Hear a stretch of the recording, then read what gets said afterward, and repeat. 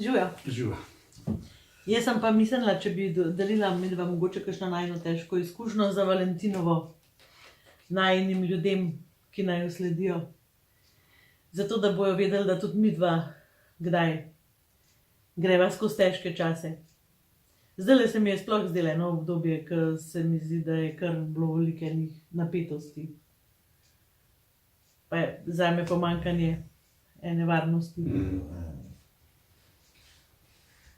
Ja, recimo včeraj. Včeraj sem ti jaz pozvečer rekel, da sem ti hvaležen, kako si se odzvala, kaj je mene vrtlo v neko paniko, ko se mi je kar naenkrat zdelo, da je vsega preveč in sem začel nabijati. Ja, jaz sem slišala, da si začel nabijati tako, ti bi se skozi rada z mano nekaj sprehajala, pa ti bi se rada z mano fajn imela. Pa te stavki mene pa včasih v obup spravijo. No, ampak jaz sem imel pač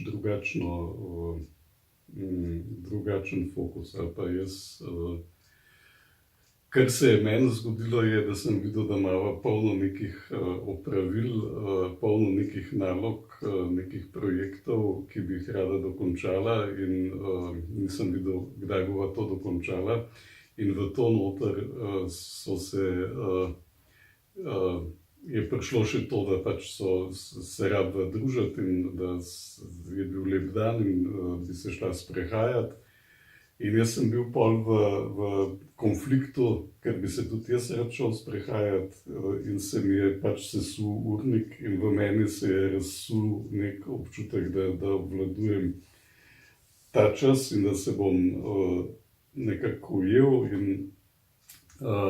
tle sem jaz spadal v paniko in jaz pol navadno začnem nabijati in sem jezen in agresiven. In če ti meni pol na to začneš recimo me prepričevati, da pa ni tako, pa da ne vem kaj pretiravam, pa da ne vem, se ne bi mogel malo umiriti, pa na ta način, pol mene to še sam v večjo jezo spravi. Zdaj si pa naredila nekaj, kar sem jaz doživel kot empatijo.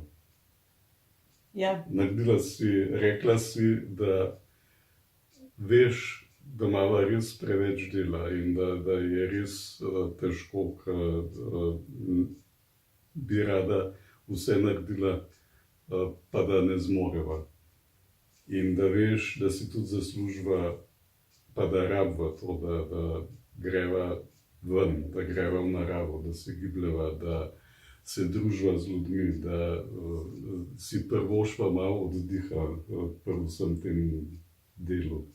Ja, ker sem jaz včeraj pri sebi recimo doživljala, da delam drugače, da pač je tudi meni težko, a ne? Tudi meni je težko zaradi tega, ker je pač tega res preveč. Po drugi strani sem pa tako zadnje čase zelo razmišljala o najinem odnosu in sem si tako rekla, pač, da si privoščiva malo.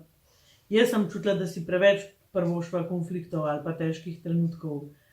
Glede na znanje, ki ga imava, glede na pomoč, ki jo imava na voljo in glede na to, kar tudi druge ljudi učiva in sem si tako rekla, da postajava en tak pač jezen par.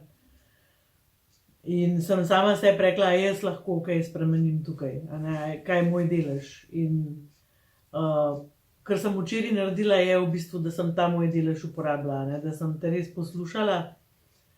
In da sem pač razvila empatijo do tega, ker mi itak ni bilo težko, zato ker se jaz tudi počutam tako v stresu in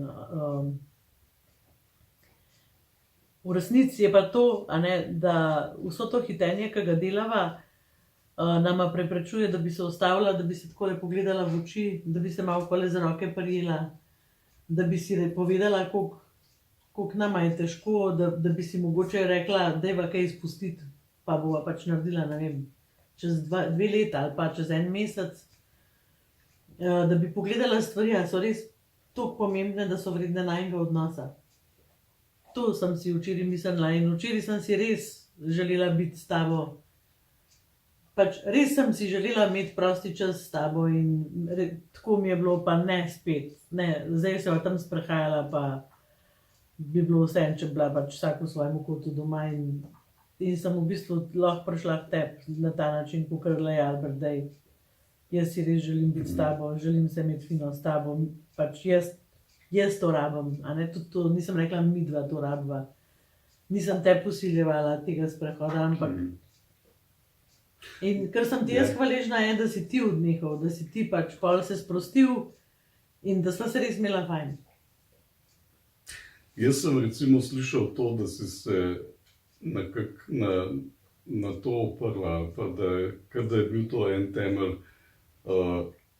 glej, midva toliko rabva en mir, ali pa toliko si želiva biti v enem miru, toliko nama pripada to, da se imava fajn, toliko hrepeniva potem, da imava en tak umirjen odnos, da se lahko sprehajava, da si lahko dovoliva, da pač uživava in da ni treba skozi sam hiteti in delati. In tam si nagovorila v bistvu en tak svet, jaz bi rekel, ne vem, tisti nek temelj, tisti neke te vrednote, neki na čemer pač najin odnos stoji in mene je tako pobožalo to, no, in to sem slišal in pa sem se lahko na to priklopil. Kar sem pa jaz, pa mogoče bi tudi rada to sporočila svetu, je pa, da jaz že dolgo časa vem, da jaz ne morem biti s tabo povezana preko službe, na ta čustveni način, na ta intimen način, tisti, ki je samo najin, da tudi nisem mogla biti povezana s tabo preko otrok, tako da bi rekla, zaradi otrok se recimo ne bom zdajle kregala, ker pač to sem velikokrat naredila, ampak povezanost je vseeno zginila. In ena stvar, ki vem, je, da mi dva rabva svoje intimne stvari, ki naju združujejo, ki delajo bližino med nama.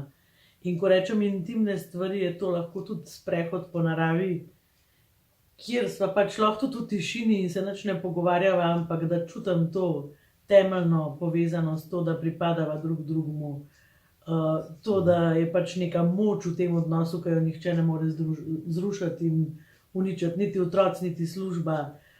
Ne vem, nihče. In na tak način jaz pač se priklapljam na to povezanost. In mislim, da vsi pari to rabijo, a ne? Ta čas, intimen čas zase, v katerem je pač sva samo mi dva in ni nobenih drugih triggerjev v bistvu, ki bi to rušili, ampak so pač ta bližina in ta varen občutek. Ja, jaz mislim, da je to. Za Valentinovo eno darilo. Imejte lep dan Valentinov, kako se že reče. Ja, če vam je ta posnetek všeč, ga seveda lahko delite, lahko je to darilo vašim prijateljem. Lahko si ogledate še več podobnih posnetkov na YouTube kanalu Vezal. Kar vam pa jaz želim je pa, da imate Valentinovo vsak dan. Ne rabite imeti to cele ure in cele dneve, ampak zjutraj recimo, ko se prvič srečate, se lahko takole pogledate v oči in si rečete, vesela sem, da te vidim. To ne moreš biti resen. Ali pa, danes boš imel pa res dober dan. Najboljši do zdaj. A si predstavljate, da vsak dan to rečete svojemu partnerju? Veste, komu boste polepšali življenje, sebi pa tudi. Srečno!